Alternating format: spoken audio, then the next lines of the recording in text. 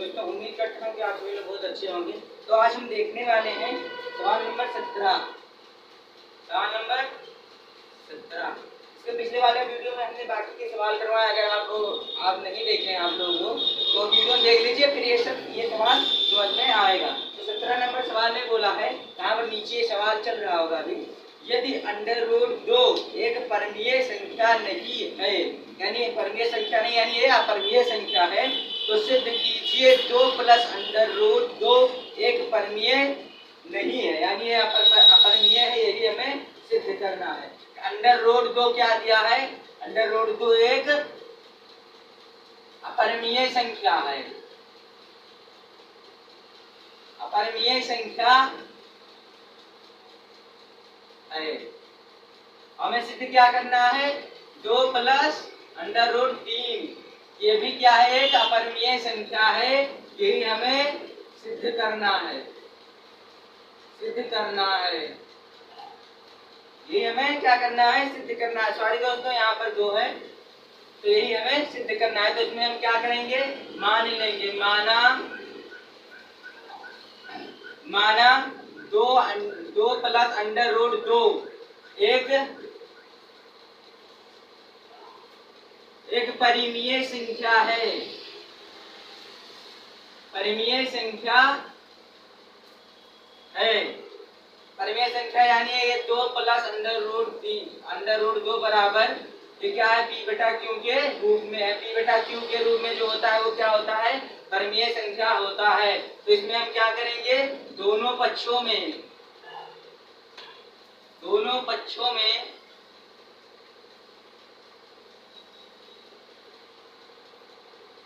वर्ग करने पर, इसके पिछले वाले वीडियो हमने काफी सवाल करवाए हैं, तो दोनों पक्षों में जब वर्ग करेंगे तो 2 + √2 का स्क्वायर 2 और बराबर ये क्या हो जाएगा?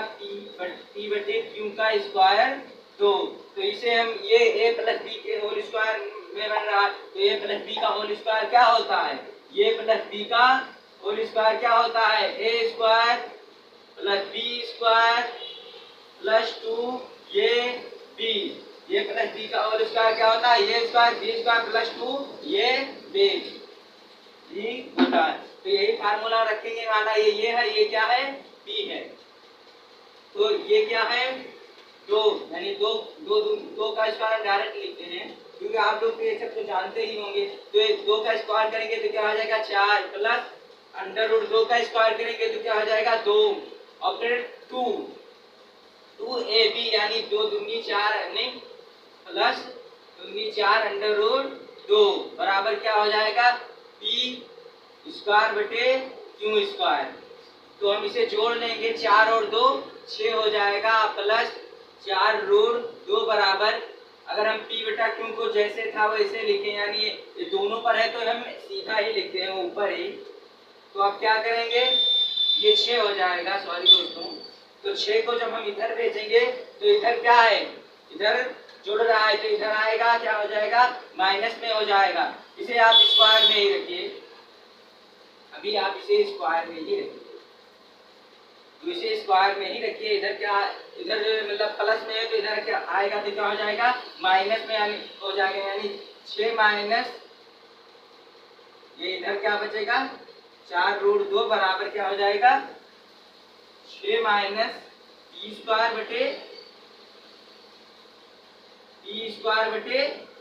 q²।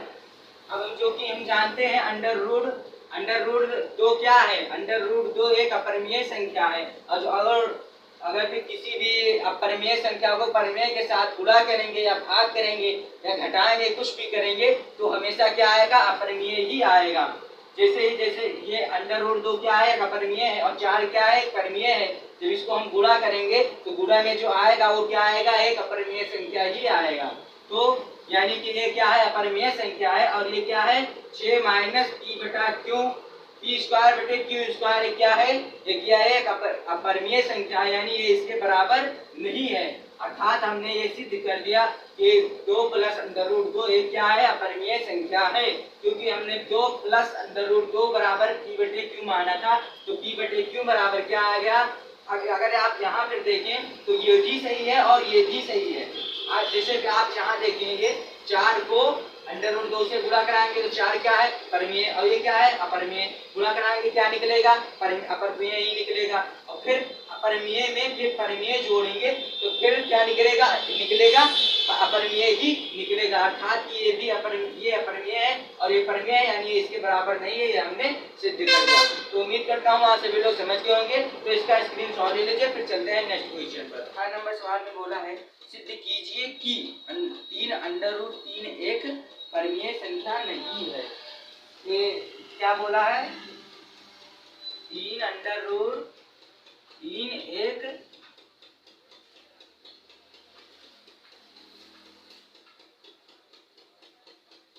परिमेय संख्या नहीं है, यही हमें सिद्ध करना है। तो इसमें हम पहले क्या करेंगे मान लेंगे। इसके पिछले वाले वीडियो में हमने काफी सवाल करवाए हैं तो आप उसे देख लीजिए, फिर आप अपने आप ही लग जाएगा। तो इसमें मान लेंगे माना 3 √3 एक परिमेय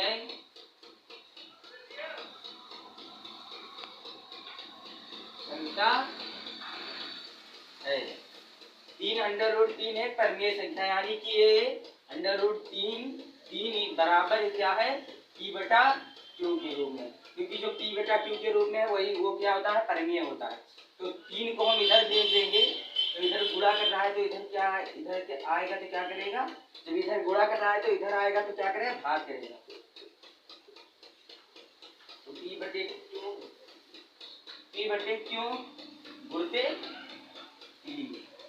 तो ये √3 क्या है √3 एक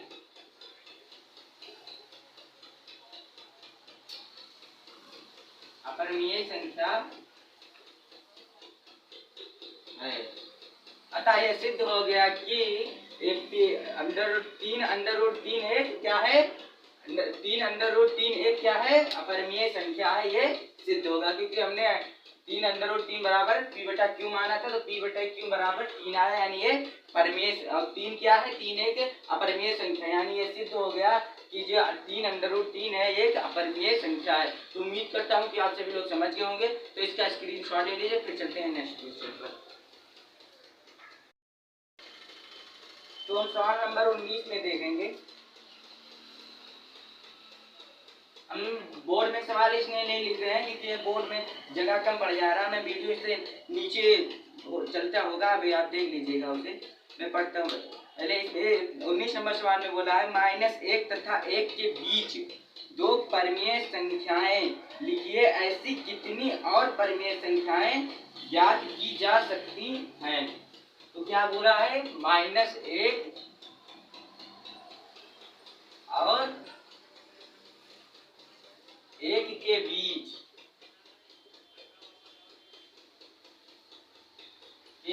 परिमेय संख्या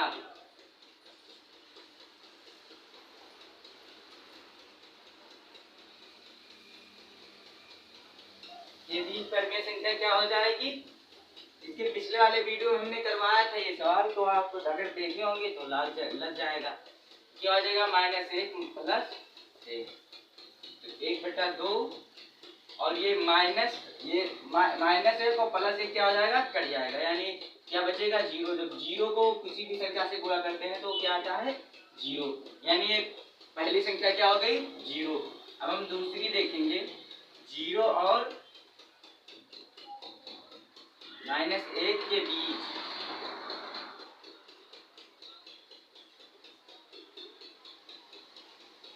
-1 के बीच परिमेय संख्या, इसे आप ऊपर वाला लिख लीजिएगा कि बीच परिमेय संख्या। तो इसके बीच परिमेय संख्या क्या होती है 1/2 ब्रैकेट 0 फिर ये माइनस है उसमें प्लस था तो यानी क्या हो जाएगा -1। तो क्या हो जाएगा 1/2 और ये जब 0 में से 1 घटाएंगे तो क्या आएगा 1 ही आएगा। तो क्या हो जाएगा 1/2 यानी जो दूसरी परिमेय संख्या ये -1 आएगा। जो दूसरी परिमेय संख्या आई वो क्या आई -1/2। तो अब हम अब इसी तरह एक और निकलेगा, 0 और 1 और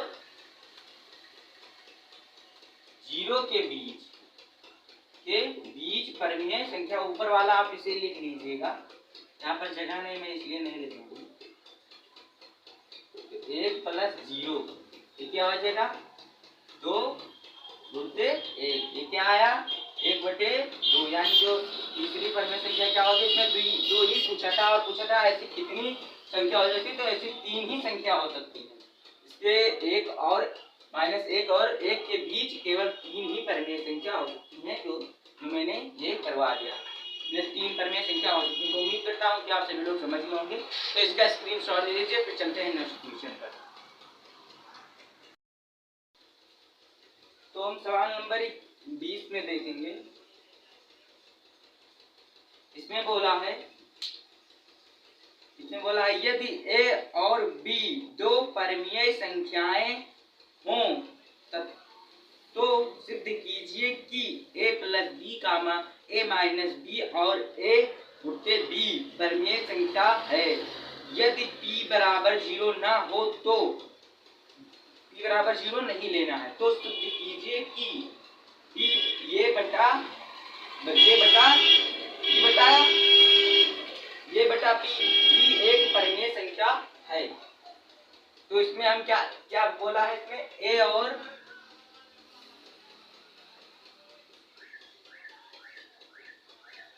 b एक क्या है, परिमेय संख्या है। a और b एक परिमेय संख्या है, चूंकि हमारे सवाल में दिया है a और b एक परिमेय संख्या है। तब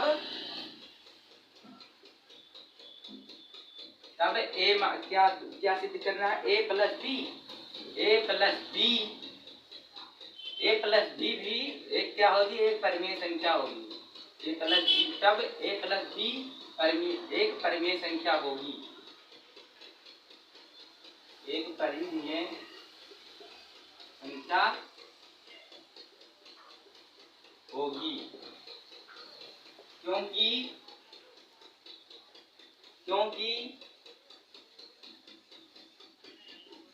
क्रम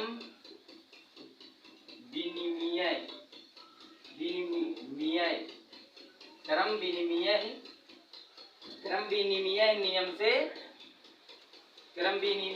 नियम से a कामा b इंटरसेक्शन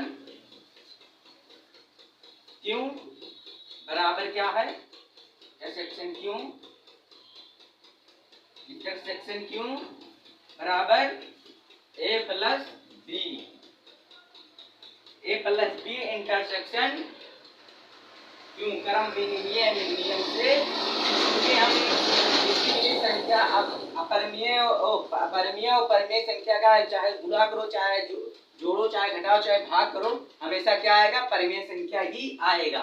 इसलिए क्रम विनिमय नियम से ये क्या है, ये भी एक ये और b एक क्या है, परिमेय संख्या है। तो इसी तरह भी और सब भी हो जाएंगे, a माइनस b क्रम विनिमय नियम से क्या है, एक यह भी एक क्या है, यह एक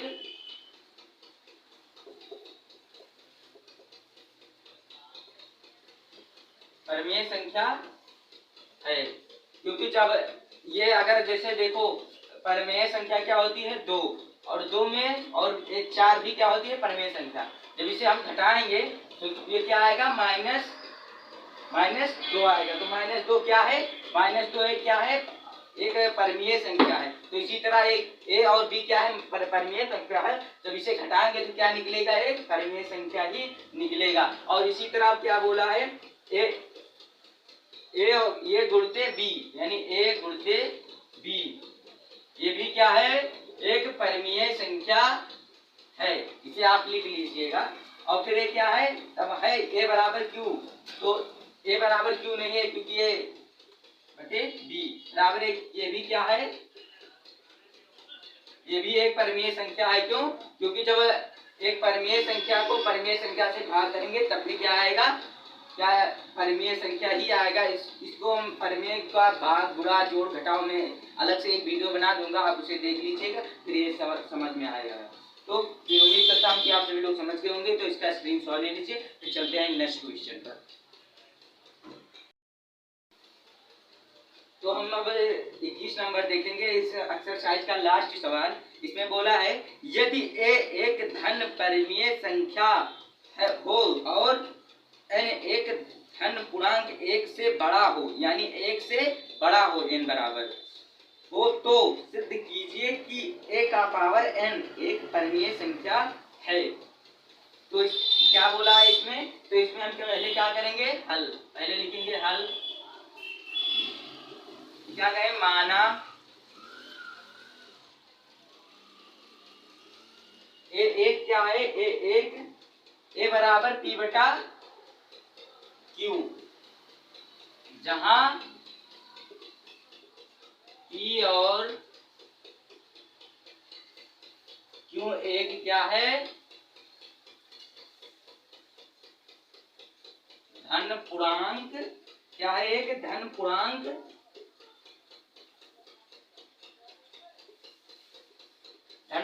संख्या है, धन पूर्णांक संख्या है।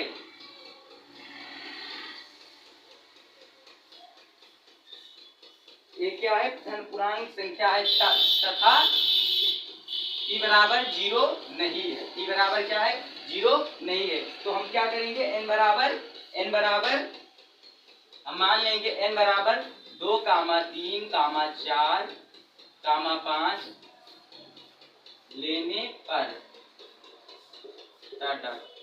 क्योंकि 1 से बड़ा बोला है, तो 1 से बड़ा हम इतने में से कोई भी संख्या ले सकते हैं। तो हम क्या बोला है, n का पावर a बराबर क्या है, a बराबर क्या है, p बटा क्या है, क्यों। और हमें सिद्ध क्या करना है, a का पावर n। तो चूंकि इसमें a बराबर क्या दिया है, a बराबर p बटा क्यों हमने माना है, तो इसमें a का मान रखेंगे, यानी a बराबर a का मान हमें रखे और फिर n, इसका पावर क्या है, n। तो हम n का मान रखेंगे, n बराबर क्या ले लो, 2 लेने पर, तो p बटा क्यू का पावर 2। तो p बटा क्यू का पावर 2 क्या है, एक परिमेय संख्या है, क्योंकि हमने a बराबर क्या माना था, p बटा क्यू माना था। और ये n बराबर है, इसके बराबर a n के बराबर क्या लाना था, p बटा क्यू, यानी परिमेय संख्या सिद्ध करना था। तो ये सिद्ध हो गया। तो इसी तरह आप इसमें से कोई भी संख्या रखेंगे तो क्या निकलेगा, परिमेय संख्या ही निकलेगा। तो ये सवाल सिद्ध हो गया। तो उम्मीद करता हूँ कि आप सभी लोग समझ गए होंगे। तो इसका स्क्रीनशॉट ले लीजिए, फिर मिलते हैं नेक्स्ट एक्सरसाइज में। तब तक के लिए जय हिंद।